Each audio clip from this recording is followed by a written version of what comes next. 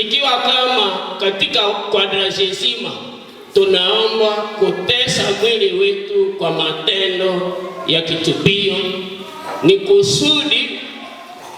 tuoneshe imani yetu kwamba hapa duniani tuko wasafiri,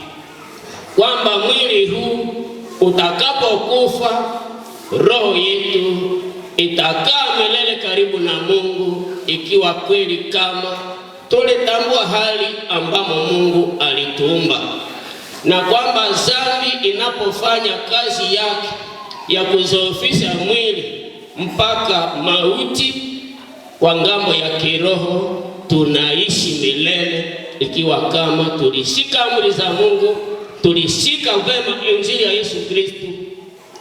tukiacha dhambi na kufanya matendo yenye kututambulisha kama watakatifu.